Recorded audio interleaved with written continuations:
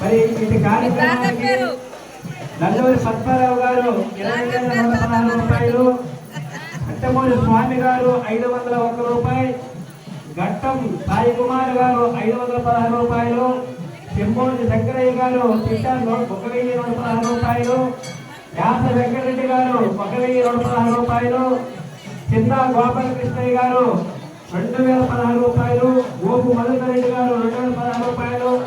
ఏడు సారి లక్ష్మణరెడ్డి గారు 1,116 రూపాయలు.